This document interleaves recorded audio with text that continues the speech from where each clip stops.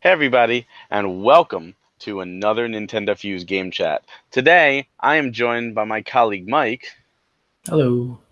and we are talking about the Blob.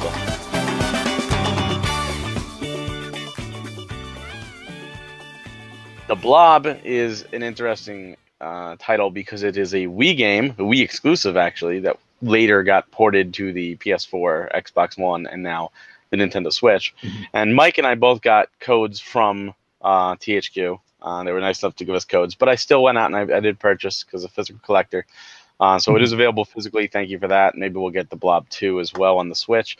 Mike, what are your thoughts? Did you play the original on the Wii? Did you play the PS4, Xbox One version, or is this your first time going into the Blob? Honestly, it is my first time going into it, and it reminds me a lot of just the classic Mario Galaxy style, like platformers and everything else. But it feels a lot like sort of like Beta Splatoon in that sense. So you're trying to color all the buildings, and that's what it felt like to me. So I can see that. The story is very weird.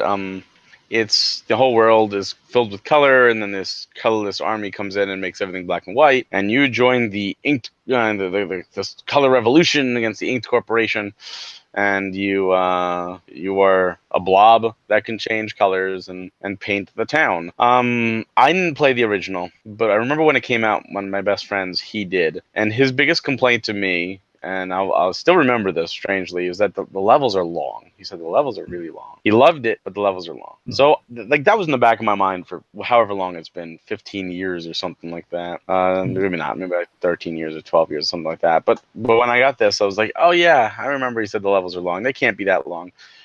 Boy, the levels are long. oh I think yeah, the levels are far too long. Oh my god. God, I didn't mind. I didn't see it too much in the first level, but then again, that's like a bit of a tutorial level. But the second level, it I got pretty far before I ended up got pulled away. So, and like it doesn't save your progress either. So you get like part way, you still have to go back through from the beginning level and go back through. Yeah, the levels are divided by like little checkpoint gates, and you need to color a certain amount of things and get a certain amount of color points, in order to unlock the next parts. Now, the nice thing is, if you do everything in like the first area, you could pretty much unlock everything else. Like you could Mhm. just rush right to the goal, and that's something I did notice. You didn't have to do everything in every area, but there's a lot to Mhm. do. Like they literally made these playgrounds, which is great if that's what you want to play. And from level to level, I noticed it was very samey. Mhm. There's different little missions that you could do, but they're all relatively the same. It's Yeah. race to this point by going through these little checkpoints. It's color this block red, color this block blue, color every block here a different color. Get enough orange and then go to this monument area and smash the A button over and over and Mhm. over again. Defeat all the enemies. It's a lot of samey stuff, Mhm. and I think that's what what got me. Like I didn't finish the game. Mhm. I got bored. Just doing the same thing over and over and over again in these big levels. Like by the end of it, I just didn't care. I was like, nope, no. Like, oh, do you want to do this? This is a 2-star challenge. I'm like, nope, I'm not wasting my time. Yeah. Um, not doing it.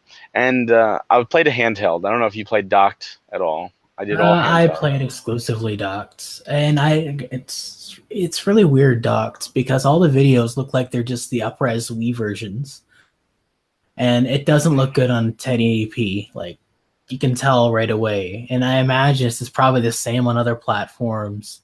I think it got ported to the PS3 and the Xbox 360 too at Nope. one point. No, Didn't? not at least not physically. The Blob 2 went to Oh, it might have 360, been it. Yeah, PS3, and the Wii. but But yeah, it felt everything felt like really low res. Like when you get into the game, it feels exactly like a Wii game, which I don't mind, and it feels like there's something missing. So, yeah, I agree. I did only handheld, and it just it got to the point where I started getting frustrated sometimes with some of the controls because sometimes it seems like you could jump and like ride up a wall a little bit more, mhm. and other times it feels like you barely move anywhere, and then you push the button, to try to jump again, and you launch yourself across the platform.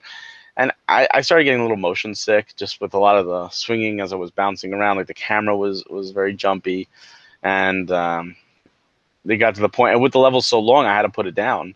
Like I think I did like the third or fourth level in several segments because I'm like I'm just starting to get dizzy. Like I just can't continue this, and I'm like, well, maybe the next level will be better, and it was the same, and that's all I did. I just went into the single player. I know there was multiplayer in this, but I didn't even touch it. I just I haven't even like I really don't have anyone to play with on multiplayer anyway, so it's kind of a moot point. I think there's a free play mode. I was interested in trying it out, just play but mode. I haven't gotten around to it. I imagine it's just more of the same. Go around, paint something. Free play mode is exactly that. It's like sandbox. It's like go around and color and paint and do what you want. Yeah. Now the painting mechanic is interesting because there's three primary colors all around. There's red, blue, and yellow, which are the painting primary colors. So it makes sense. And if you have blue and then you hit yellow, you have green. If you have blue and then you hit red, you now have purple. And if you have red and then yellow, you have orange. And then if you hit another color, it resets. So I thought that was neat. I thought that was, oh, cool. I actually have to mix and match, and I'm not just one color. It added a little bit of layers to the game, but for a 3D game, I felt it was very two-dimensional. Yeah. If that makes sense. Yeah, it makes a lot of sense, and it's just how the gameplay is. It actually just reminds me a lot of like the classic collectathons in that sense, because you're going around doing little challenges, earning whatever it is, whether it's a jiggy or a banana or whatever. Like you're going around earning that time that you have to actually accrue through the level. So It did, but it didn't at the same time. Like I get what you mean, and I kind of see that. But to me, I love the collectathons. I love banjos. I love Conquer. I love Donkey Kong 64, Mario 64, of course. This like none of those games.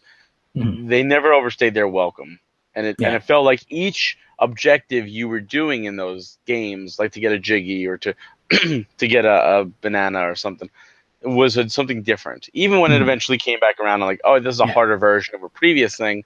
There was enough time in between.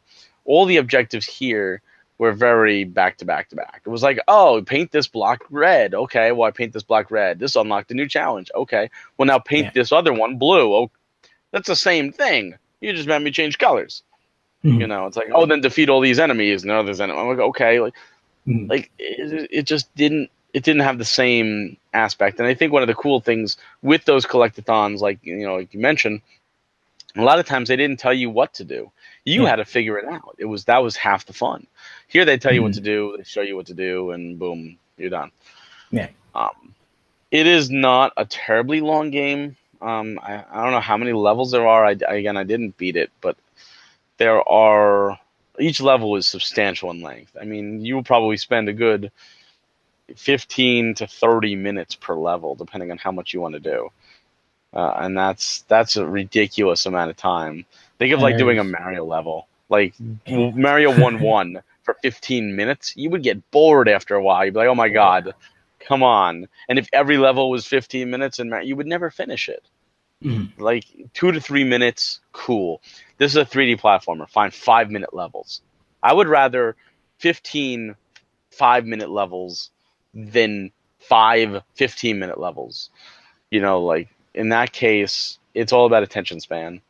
And especially with the Switch, the pick up and play. You want to pick up and play and do a 5-minute level, you can do that. 15 to 30 minutes, you have to sink it time in. You are stuck sinking that time in. And like you said, there's no save. So you have to go, like, oh man, I got to go to the store, and your battery's going down, or you forget to, to minimize, whatever, and you just close the program. You're back at the start, and I don't know. It just seems like I understood those designs for the Wii, but I felt like things could have been updated for the Switch, especially. Yeah. Well, and then again, when you look at it, it is the first iteration of that game. Like, I didn't play the Blob 2, obviously, because if I didn't play the Blob 1, why would I get the second one? But it seems a lot like it was meant for the Wii in a like a simpler audience. So the Wii's main audience was the quote unquote casuals. So like a lot of that was really it felt way like a simple goals like go here, do this, you're done. And that's sort of why I kind of harkened it back to a bit of a collectathon. It's not like a super collectathon like your old Banjos and Conquers, but it's like it's enough of a little like push forward for me because I like a lot of stuff that's like super drawn out. So I play a lot of Monster Hunter, so that is one something that I will sit for an hour or more and play. Like even on the 3DS, I played that for what 4 or 5 hours at a time, even though my neck was probably stiff by the time I was done. So Yeah. I'm used to that like long level business. I just have to actually have to set aside time and actually sit and play. So Yeah, I agree with you. I think it is very simplistic in that sense, and you're probably right because of the audience of the Wii. I just feel like this thing should have been updated. mhm. At least certain aspects to make it more portable friendly. Like I understand Yeah. if they didn't do it for the PS4 or the Xbox One versions, because those are home consoles. But when you get with portable, it should Yeah. be updated. It's not. Now I didn't play the Blob 2 either. I've heard word of mouth it's not as good, Mhm. but I do know like the Blob 2 came out on the PS4 before the Blob 1 did. It's Mhm. interesting to see now the Blob 1 go to Switch. I hope it Mhm. sells well. I would like to see the Oh, Blob so 2. I think it's definitely up there. It has mhm. that color atmosphere. It's very Nintendo like in that sense. But you know what, THQ, this is good, but can we get Darksiders on here? I mean, Darksiders is such a great series, and you can get 1 and 2 on the Wii U. You could easily get 1 and 2 on the Switch. Mhm. 3 is coming out. I don't know if the Blob 3 is coming out. I don't know if this is their way of seeing if there's an interest. We just do Um, a crossover franchise at this point, just the Blobsiders. there you go. Um, but yeah. So what would you recommend this game, Mike? Would you say like, um, hey, this is something you should play or shouldn't? Or what are your final thoughts? I mean, if you're a huge fan of it in the first place, it's something I would recommend. But if you're just looking for something to play offhand every now and then, it's probably not for you. Like if you don't have a lot of time on your hand, if you're looking for something that you just didn't play on the Wii originally, or if you skip the Wii entirely, that's fine by then. It's one of those titles that you can actually now play, which kind of brings up a point. Are we gonna get more stuff like Wii remasters or anything like that? So I mean, we don't know. I guess it'll all depend on how successful some of this stuff is, yeah. and how easy it is to port over. As for me, would I recommend the Blob? Yes and no. I would recommend it to somebody who enjoys 3D platformers, somebody who enjoys collectathons, someone who enjoys simple games, just kind of relaxing games. Um, but somebody who also has a lot of time on their hands, who's able to sink in a good 15 to 30 minutes at a time. If you're somebody who just wants a pick up and play game, I can't recommend the Blob. If you don't like, 3D platformers or anything like that, and definitely if you're colorblind, I definitely do not recommend this game. But yeah, it is a good game. I mean, it's not a great game. Like I said, I'd still like to see the sequel come there. I am actually somebody who owns every copy of this game and every copy of the sequel because I like supporting unique ideas, and this is a unique idea, and I'm glad I finally got the time to sit down and play. But it wasn't truly for me. Like I do not think I'm gonna go back and finish this personally. There's just too many other things going on. But if this sounds up up your tea, like this is it, this is what you like to do, then recommend it. I mean, I recommend getting a physical just because that's who I am, but it is available digitally also. Um, so that's it. If you're interested in that, please give THQ some love and pick up the Blob. If you're interested in other Nintendo news, please go to NintendoFuse.com and check out our YouTube page where we have game chats like this. We've got industry talks, podcasts, gameplay videos, other reviews, and a bunch of other great content. Mike, thank you for joining me today. Yeah, thank you, Barry.